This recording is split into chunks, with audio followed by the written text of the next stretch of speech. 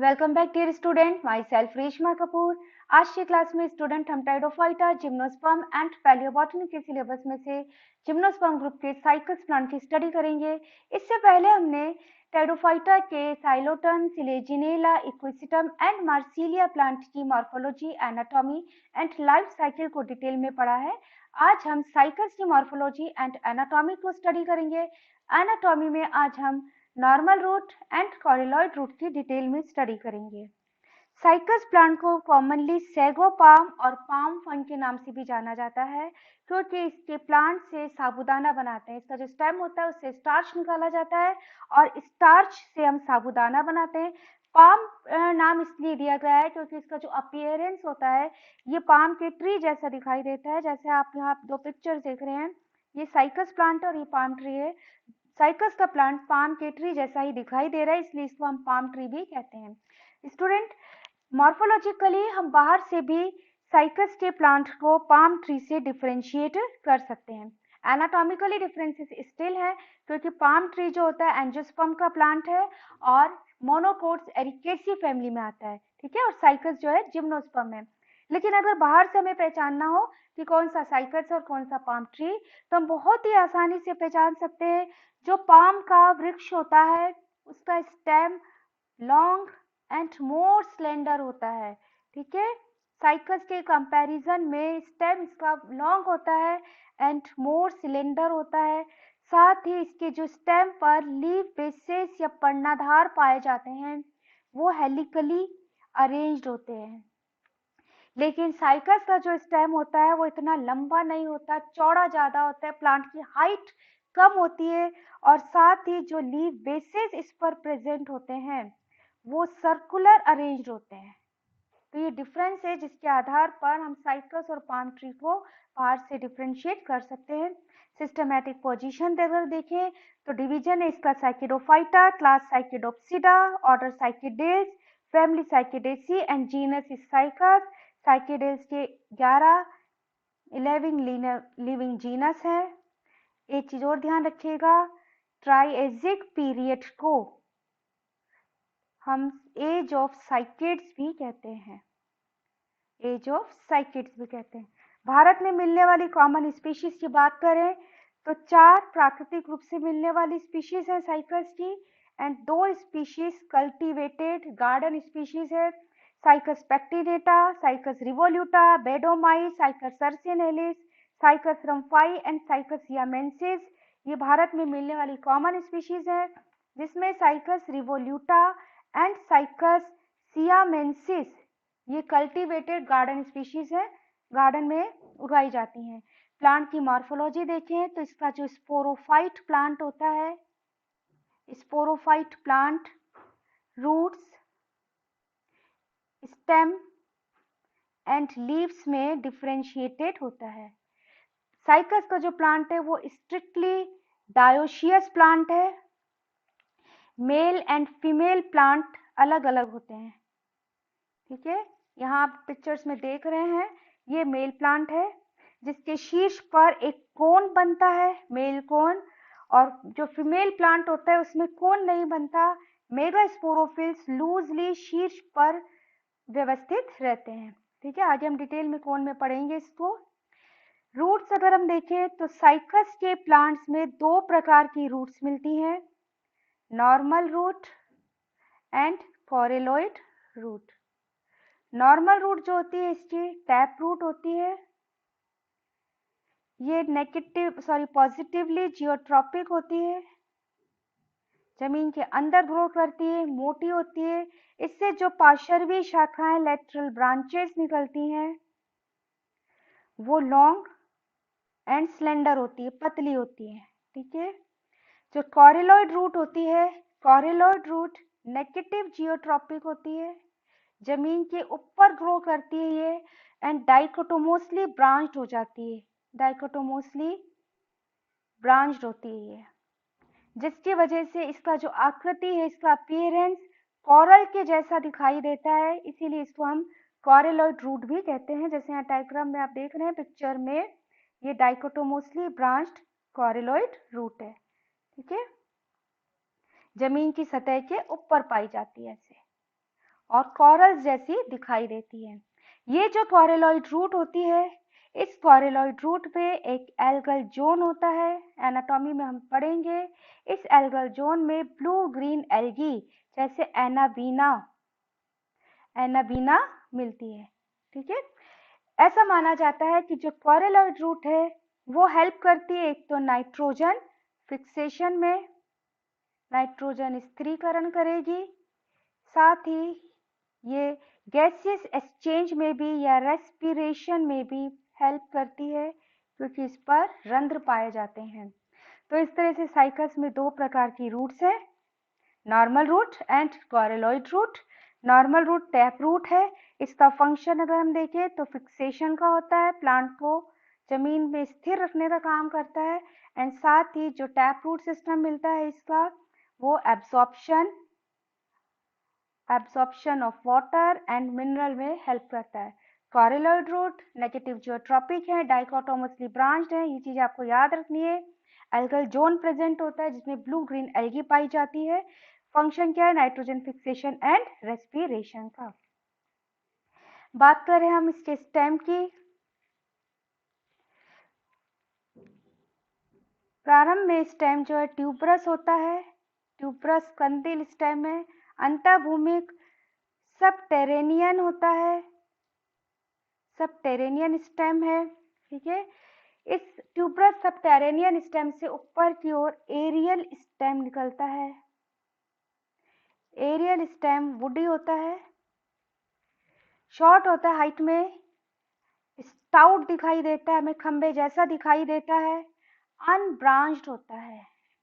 ठीक है, some time हमें साइकस के प्लांट में ब्रांचिंग दिखाई देती है, जो एक्चुअली अगर स्टेम में किसी वजह से कोई चोट लग जाती है तो जहां से चोट लगती है उस एरिया से एक छोटी सी लेटरल ब्रांच अराइज हो जाती है जो आगे की ओर ग्रो कर जाती है, अदरवाइज स्टेम इसका अनब्रांच्ड होता है। स्टेम पर पर्णाधार या लीफ स्कार्स प्रेजेंट होते हैं। ठीक है, ये लीफ स्कार दो प्रकार के होते हैं, foliage and scale leaf scars. Leaf scar बेटा हम ये कहते हैं कि जहां पर स्टेम में पत्तियां लगी होती हैं, जब पत्तियां गिरती हैं तो अपने गिरने के निशान छोड़ जाती है, उसको हम लीफ स्कार्स कहते हैं। तो यहाँ आप डायग्राम में जैसे देख रहे हैं, साइकस के स्टेम में दो प्रकार की लीफ स्कार्स मिलते हैं, फोलिएज लीफ स्कार्स। जो फोलिएज लीफ स्कार्स होते हैं वो बड़े होते हैं साइज में, ठीक है, लार्ज साइज के होते हैं, और जो स्केली लीफ स्कार्स होते हैं वो छोटे साइज के होते हैं, कॉम्पैक्टली होते हैं। देखिए यहाँ पर पिक्चर में डायग्राम में आप क्लियरली देख रहे हैं, ये जो छोटे लीफ स्कार्स है ये स्केली लीव्स के हैं। यहाँ पर भी हम देख रहे हैं छोटे लीफ स्कार स्केली लीव्स के हैं, और जो बड़े लीफ स्कार होते हैं वो फोलिएज लीव्स के होते हैं। ठीक है, तो साइकस के स्टेम का कैरेक्टरिस्टिक फीचर है presence of leaf scars. Leaves की अगर हम बात करें साइकस में, तो साइकस में पत्तियां दो प्रकार की होती हैं, foliage leaves and scaly leaves. ठीक है, स्केली लीव्स। जो इसकी फोलिएज लीव्स होती हैं, फोलिएज लीव्स ये ग्रीन होती हैं और स्टेम के एपेक्स पर क्राउन बनाती हैं। ठीक है, यहाँ डायग्राम में आप देख सकते हैं कि फोलिएज लीफ है, ये स्टेम के एपेक्स पर क्राउन बनाती हुई प्रेजेंट होती हैं। साथ ही जो फोलिएज लीव्स होती हैं वो पिन्नेटली कंपाउंड होती हैं, पिन्नेटली कंपाउंड फोलिएज लीफ होती हैं, पिच्छाकार संयुक्त पत्ती पाई जाती है। ठीक है, पिच्छाकार संयुक्त में भी यूनिपिन्नेट एंड पेरीपिन्नेट होती हैं, पेरीपिन्नेट होती हैं। ठीक है, लीव्स में छोटा सा स्टॉक होता है और एक रेकिस प्रेजेंट होता है। यहाँ देखिए, तो this one is rachis. Rachis इसका कैसा होता है, वुडी होता है रेकिस। इस रेकिस पर लीफलेट्स और पिन्नी पेयर में लगे रहते हैं, जनरली 80 to 100 पेयर्स होते हैं। ठीक है, अपोजिट साइड पर लगे रहते हैं ये पेयर्स में लीफलेट। एक्चुअली में बच्चों होता क्या है कि अगर हम देखें लीफलेट है क्या, ये एक सिंपल लीफ है। इस लीफ में दिस वन इज पिटियोल, ये इसका है मिडरिब, ठीक है, मिडरिब। और ये जो साइड से दिखाई दे रहा है ये इसका कहलाता है लेमिना या पर्णफलक। और ये है मार्जिन्स, ठीक है, मार्जिन्स। अब ये टाइप की लीफ जिसमें एक पिटियोल होता है, एक मिडरिब है और एक चौड़ा सा उसका लेमिना या पर्णफलक पाया जाता है। इस टाइप की लीफ को हम कहते हैं सिंपल लीफ। बट साइकस में सिंपल लीफ नहीं होती, पिन्नेटली कंपाउंड लीफ होती है।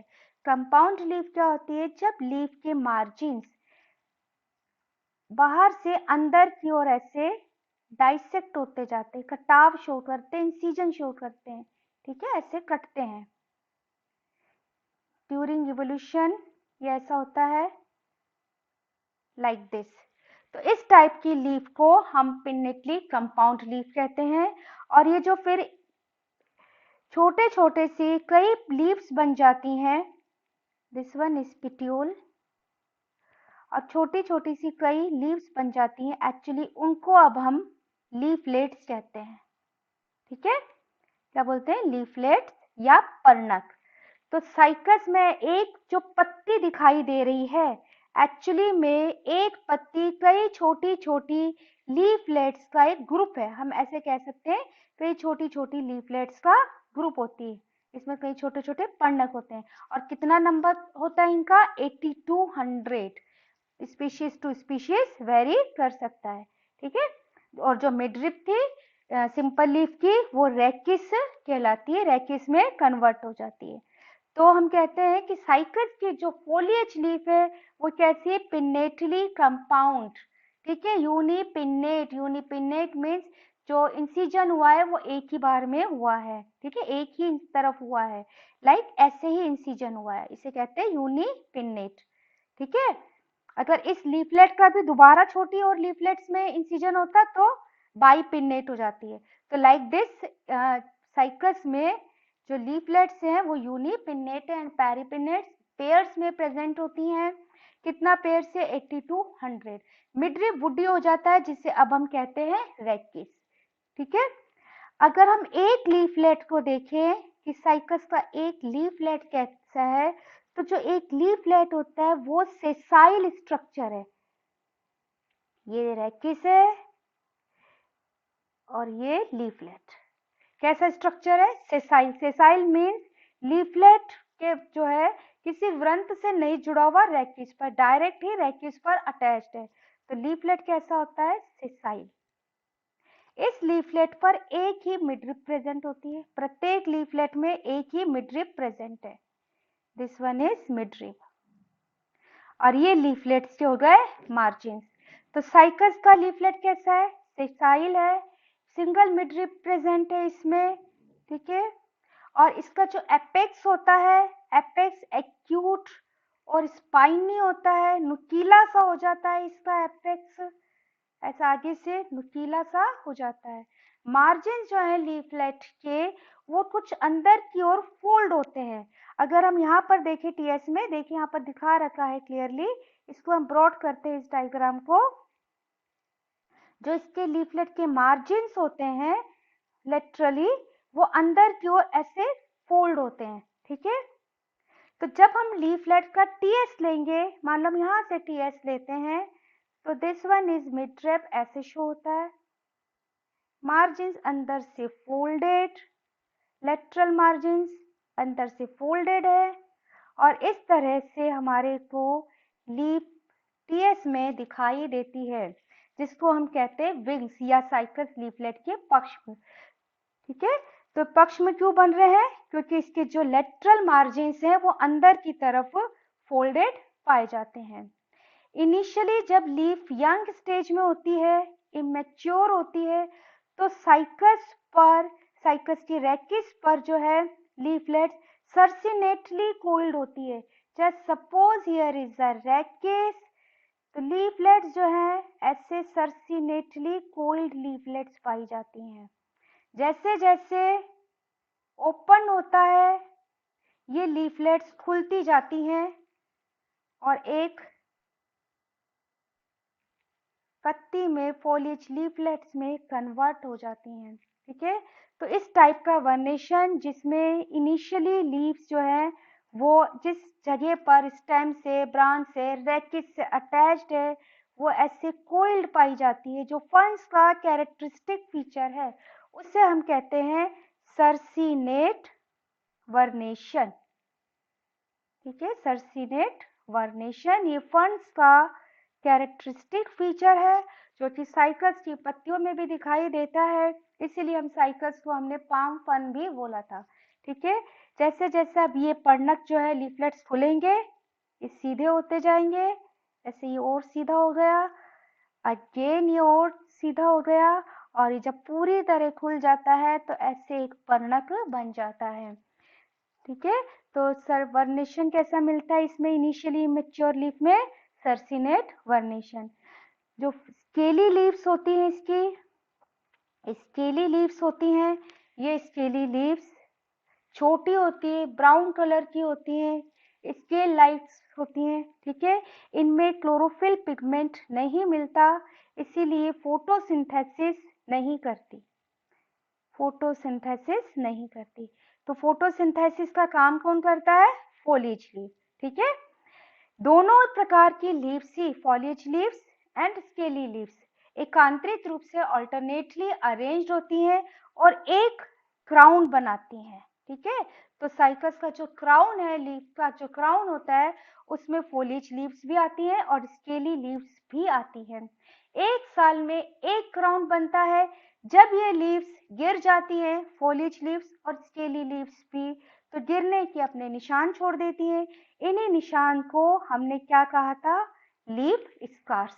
ठीक है, तो लीव्स कैसी हैं? अल्टरनेटली अरेंज्ड है, क्राउन बनाती हैं, दो प्रकार की हैं। अगर हम बात करें साइकस के प्लांट में फॉन्स की, तो जो मेल प्लांट होता है ये मेल प्लांट कौन बनाता है? और कौन मेल प्लांट में शीर्ष पर, लीव्स के बीच में शीर्ष पर एक कोन जैसी संरचना पाई जाती है। ठीक है, इस कोन में स्पोर्स बनते हैं, आगे हम डिटेल में पढ़ेंगे। लेकिन यहाँ पर आपको क्या ध्यान रखना है कि ये जो कोन बनता है सिर्फ मेल प्लांट में बनता है। फीमेल प्लांट जो होता है, जैसा आप यहाँ डायग्राम में देख रहे हैं, जो फीमेल प्लांट होता है, फीमेल प्लांट में जो स्पोरोफिल्स होते हैं वो सेपरेट रहते हैं।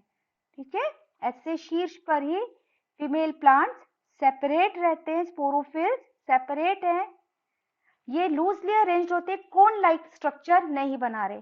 तो साइकस में मेल एंड फीमेल प्लांट है, बट मेल प्लांट में कोन है और फीमेल प्लांट में कोन एब्सेंट रहता है।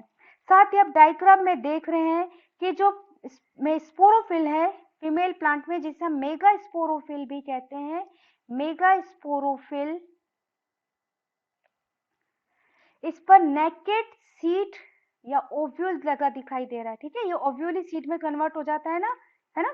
तो ये जो ओव्यूल है नेकेड होता है, हमें अपनी नेकेड आई से बिना किसी माइक्रोस्कोप के ओव्यूल दिख रहा है।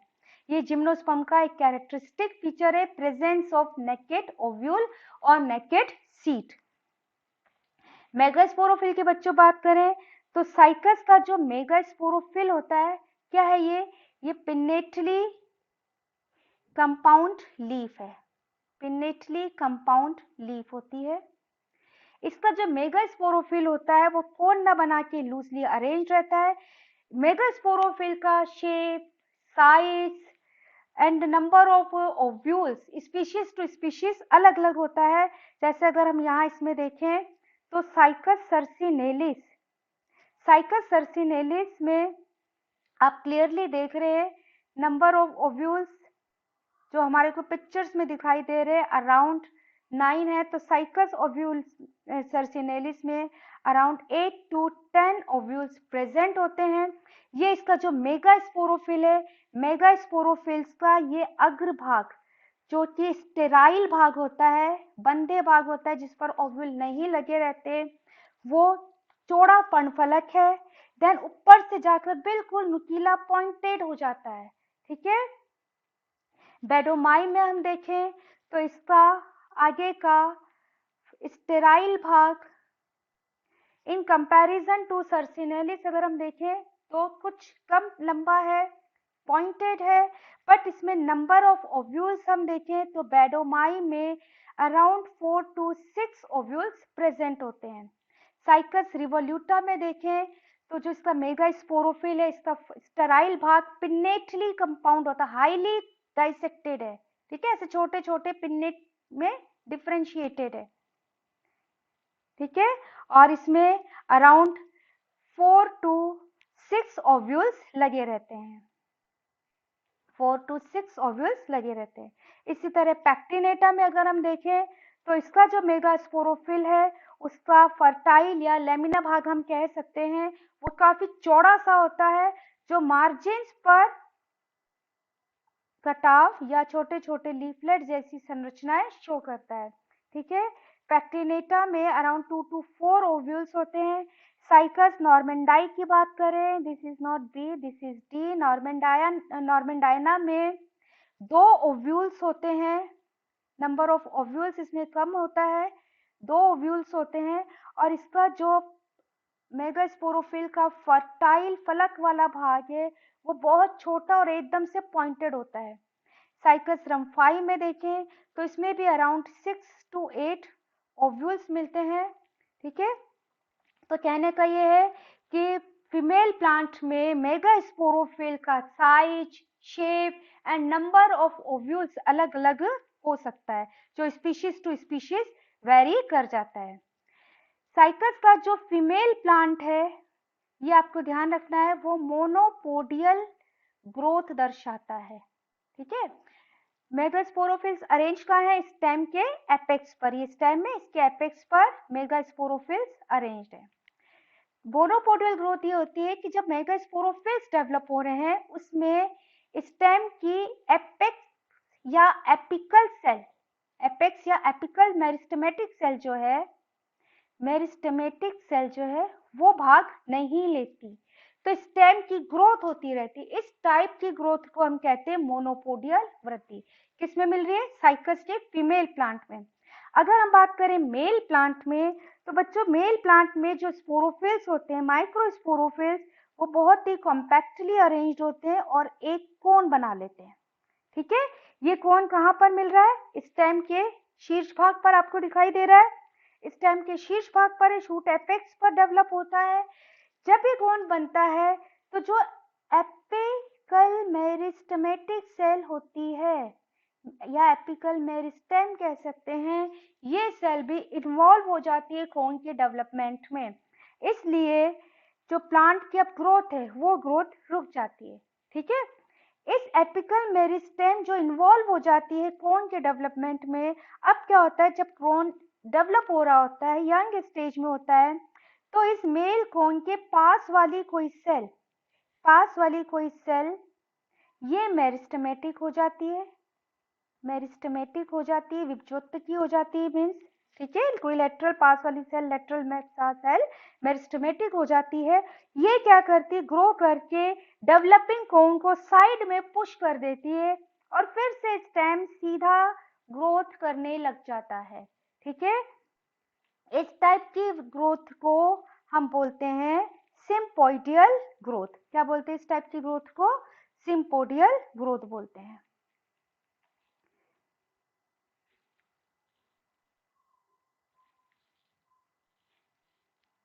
सो साइकस के मेल प्लांट में सिम्पोडियल ग्रोथ पाई जाती है, सिम्पोडियल ग्रोथ।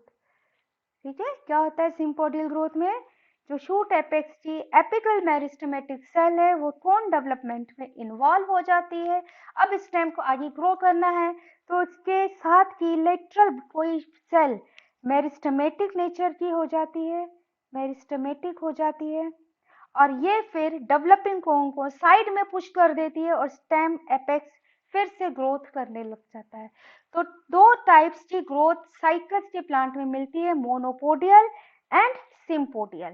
ध्यान रखना है आपको, मोनोपोडियल ग्रोथ फीमेल प्लांट में, सिम्पोडियल मेल प्लांट में। मोनोपोडियल में जो एपिकल मेरिस्टेमेटिक सेल है वो इन्वॉल्व नहीं हो रही, प्लांट की ग्रोथ होती रहेगी। मेल प्लांट में, सिम्पोडियल में एपेक्स की मेरिस्टेमेटिक सेल इन्वॉल्व हो जाती है, इसलिए कोई लेटरल सेल मेरिस्टेमेटिक सेल का फंक्शन करती है और कोन को साइड में पुश कर देती है। इस टाइप को हम कहते हैं सिम्पोडियल ग्रोथ।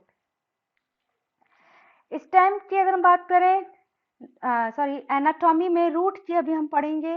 नॉर्मल रूट का टीएस सेक्शन कटिंग, हम आपको पता है इसमें डबल स्टेनिंग करते हैं। पहले हम सेफ्रेनिन से स्टेन करते हैं, देन एनेलिन या फास्ट ग्रीन यूज करते हैं। ठीक है, तो जियोटाइडोफाइटा और जिम्नोस्पर्म या एंजियोस्पर्म, इनमें जब सेक्शंस काटते हैं तो हम डबल स्टेन यूज करते हैं। नॉर्मल रूट का जब टीएस देखें तो इसमें हमें 3 रीजन दिखाई देते हैं। First outer region, single layered होता है, ये सिंगल लेयर्ड, इसे हम एपीब्लेमा भी कहते हैं, एपीब्लेमा। ठीक है, पैरेंकाइमटस सेल्स का बना होता है, ये मृदुत की ऊतक का पैरेंकाइमटस सेल्स का बना होता है। डायग्राम में आप देखिए, ये पैरेंकाइमटस सेल्स हैं जो पास पास होती हैं, गैप्स नहीं होता। एपीब्लेमा के ऊपर क्यूटिकल पाई जाती है और कई जगह पर एक कोशिकीय रूट हेयर्स निकले रहते हैं। ठीक है, रूट हेयर कैसे हैं? यूनिसेलुलर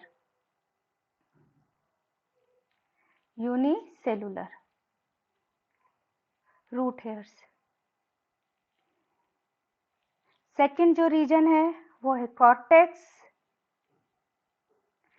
कॉर्टेक्स रीजन बहुत बड़ा सा होता है एंड पैरेंकाइमटस या मृदुतकीय सेल्स का बना होता है, पैरेंकाइमटस सेल्स का बना होता है।